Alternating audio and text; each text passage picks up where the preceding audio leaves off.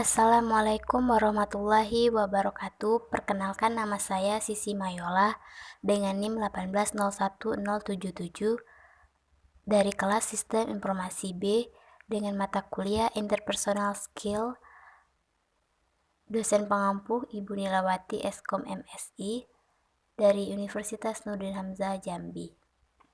Baiklah, kali ini saya akan menjelaskan materi tentang keterampilan dasar berbicara di depan umum atau Basic Skill in Public Speaking.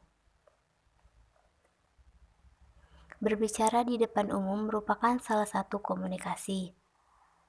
Seseorang pembicara menghadapi pendengar dalam jumlah yang relatif besar. Pembicaraan relatif kontinu, serta umumnya merupakan tatap muka, baik secara langsung maupun tidak langsung. Ada 7 langkah persiapan berbicara di depan umum. Yang pertama, memilih topik dan tujuan. Yang kedua, analisis pendengar. Yang ketiga, penelitian topik. Yang keempat, perumusan dan identifikasi ide pokok. Yang kelima, dukungan terhadap ide pokok. Yang keenam, pengorganisasian pembicaraan, serta yang terakhir, penyusunan introduksi, kesimpulan, dan transisi. Memilih topik dan tujuan. Yang pertama, topik, yaitu bernilai, menarik, tajam, spesifik, fokus, sempit, mendalam, lebih baik daripada meluas. Yang kedua, menentukan topik, refleksi, brainstorming, survei, membaca berita atau daftar topik. Yang ketiga, mempertajam topik, sempit tapi mendalam, bersifat relatif. Yang keempat, tujuan. Yang pertama, informatif, yaitu menciptakan pemahaman berupa penjelasan, mempertegas, mengoreksi, mendemokrasi, lengkap dengan contoh, ilustrasi, definisi, kesaksian, atau visualisasi. Persuasif, mempengaruhi sikap dan perilaku, baik yang sifatnya menguatkan, mengubah, maupun mendorong kemunculan. Kelengkapan perlu ditambahkan dengan memperkuat melalui fakta, pendapat, dan himbauan motivasional. Analisis pendengar, hal-hal yang perlu diketahui. Yang pertama, sikap, kepercayaan, dan nilai yang dipegang. Yang kedua, faktor sosiologis atau demografis, seperti umur, jenis kelamin, faktor budaya, agama. Yang ketiga, faktor psikologis, seperti kesediaan pendengar, seberapa menyenangkan pendengar, sejauh apa mengenal pendengar. Penelitian topik. Yang pertama, membaca buku referensi seperti ensiklopedia, jurnal, penelitian, buletin, majalah, ataupun surat kabar. Yang kedua, mewawancara atau diskusi. Perumusan dan identifikasi ide pokok. Pertama, tujuan informatif, seperti ide pokok harus dapat dipahami halayaknya. Yang kedua, tujuan persuasif, ide pokoknya berupa usulan yang dapat diterima halayaknya. Yang ketiga, identifikasi komponen ide pokok, seperti informatif, pertanyaannya apa ataupun bagaimana. Persuasif, pertanyaannya seperti mengapa. Dukungan terhadap ide pokok. Yang pertama, informatif, yaitu bersifat memperkuat, menguraikan, memberi ilustrasi, mengidentifikasi, memberi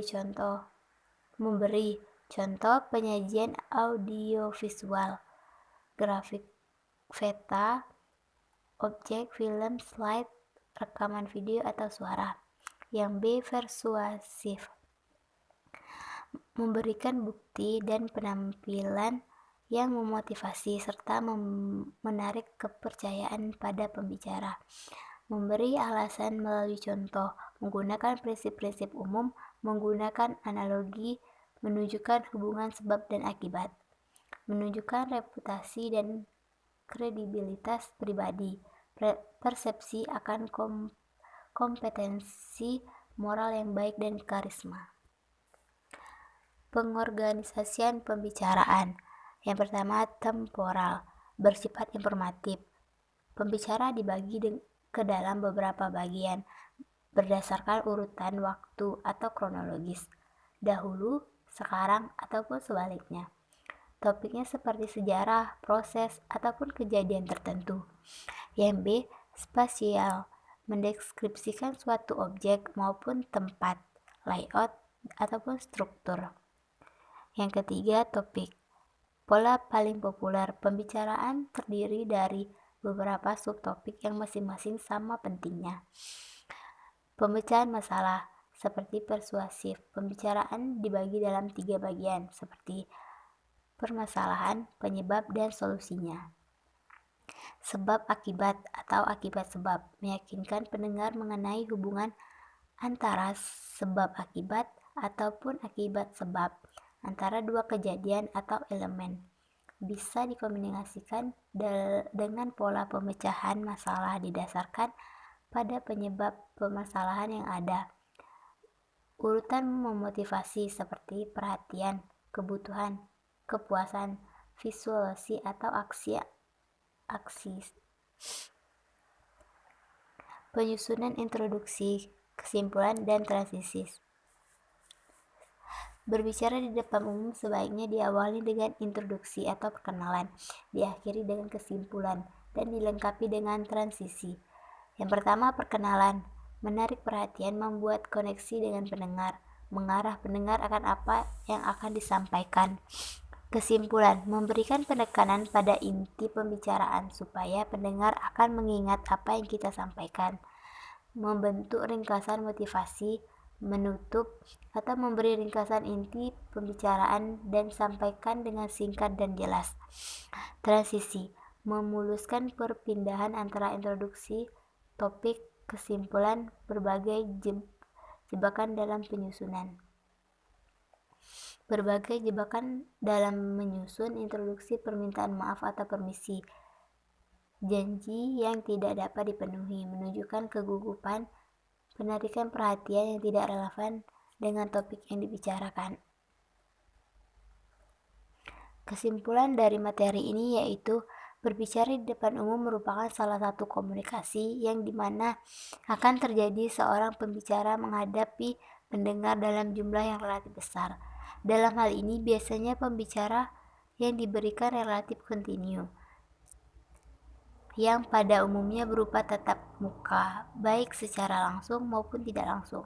Adapun langkah yang harus dipersiapkan seperti memilih topik dan tujuan, analisis pendengar, penelitian topik, perumusan dan identifikasi ide pokok, dukungan terhadap ide pokok, pengorganisasian pembicaraan, dan melakukan penyusunan introduksi, kesimpulan, dan transisi. Baiklah, itulah penjelasan dari saya. Terima kasih telah menonton video dari saya. Apabila ada salah kata, saya mohon maaf. Saya akhiri. Wassalamualaikum warahmatullahi wabarakatuh.